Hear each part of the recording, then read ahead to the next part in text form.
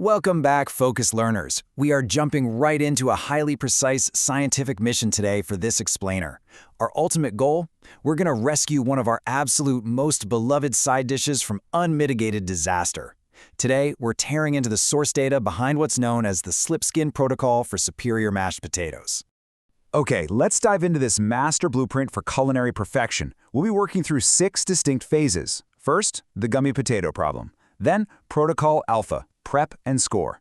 After that, we'll hit the thermodynamic boil, the slip skin magic, perfecting the lipid emulsion, and finally, we'll impartially review the actual cost of this method in Section 6, the catch, temporal lag.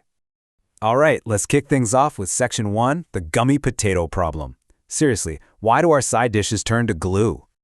I want you to reflect on your own kitchen experiences for just a second. You put in all this immense effort, right? You're prepping a massive holiday meal, Aunt Carol is quietly judging your every single move from the living room, and then you serve the star side dish. And why do mashed potatoes so often turn into glue? It's this universal culinary disaster that plagues home cooks literally everywhere. Instead of a light, fluffy cloud, you end up with a dense, heavy, totally inedible paste that just coats the roof of your mouth. Well, to fix this problem, we really have to look at the foundational root cause of the error.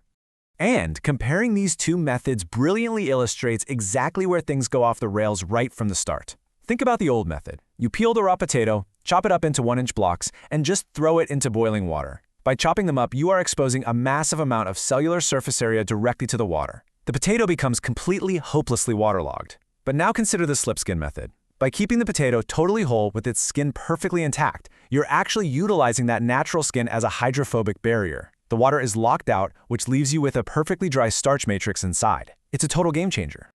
That brings us to Section 2, Protocol Alpha, Prep and Score. This is the absolute foundation of creating fluffy starches. Look, the science of a great mash actually starts at the grocery store with your base selection. Uniform russet potatoes are absolutely mandatory for this protocol. You literally cannot substitute them. Why? Well, it's because of their specific biological makeup. Russets possess a high amylose, which is just a fancy word for starch, to a low moisture ratio. This really unique ratio is what ultimately yields that fluffy, shattered structure when cooked, rather than a dense paste. Now pay close attention to the precision physics required in the prep phase here. We execute a step called the equatorial score.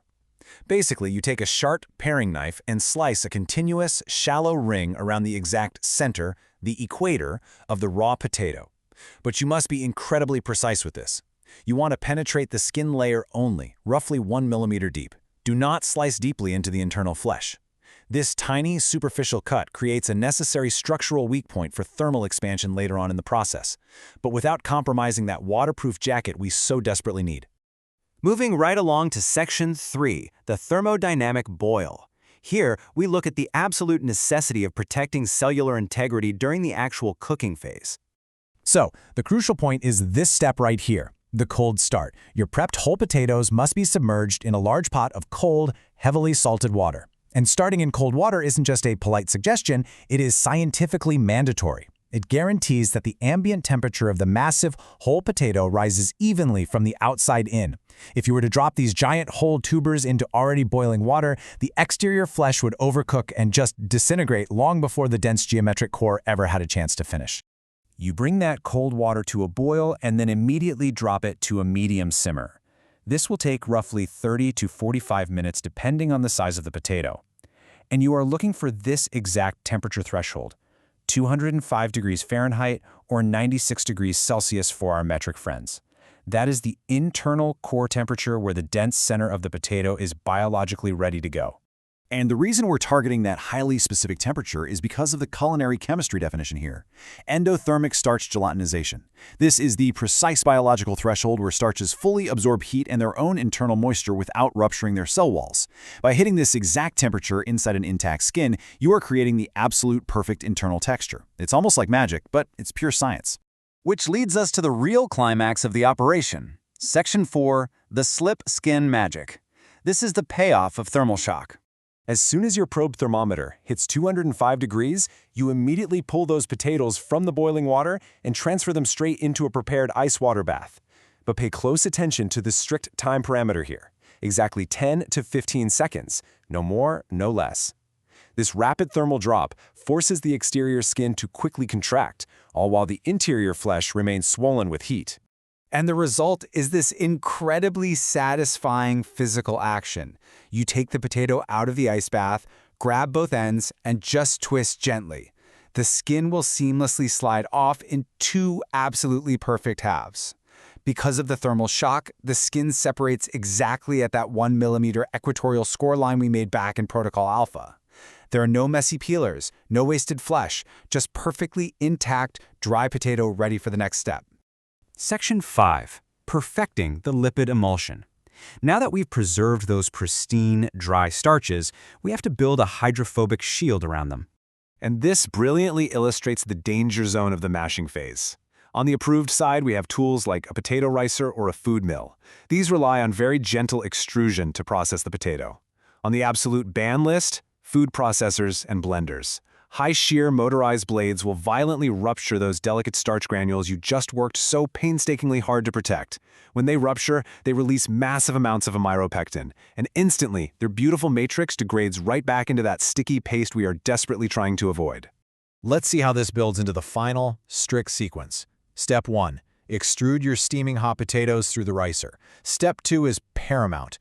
Gently fold in melted butter first. The milk fats from the butter coat the starch molecules, creating a protective hydrophobic lipid shield. This shield is exactly what limits gluten-like networking from ruining the texture. Step 3. Only after the butter is fully incorporated do you hydrate the mash with warmed whole milk or heavy cream until you reach your desired viscosity. You just can't mess with this order. But as with literally all scientific methods, there is a trade-off.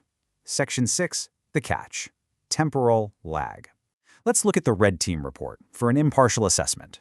When comparing the old chopping method to the slip skin protocol, you're going to see a massive difference in efficiency. While the old method is mechanically inefficient because you have to manually peel raw potatoes, the boil time is remarkably fast because you're cooking tiny 1-inch chunks. The slip skin protocol eliminates the manual labor of peeling entirely, sure, but boiling massive whole tubers takes 3 to 4 times longer. It creates an extreme thermodynamic lag that completely negates any physical labor time you might have saved.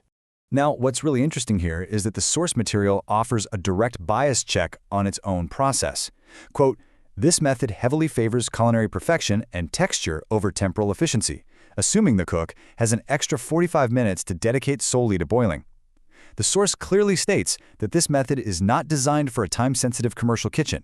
It explicitly sacrifices your time to guarantee a flawless, non-waterlogged texture. Which leaves us with this final, truly provocative thought to consider.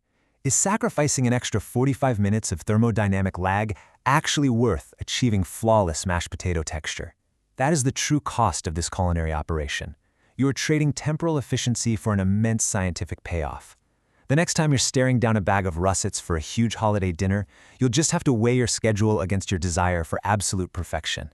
Thank you so much for joining me on this explainer. Keep learning, keep questioning the science behind your food, and I'll see you next time.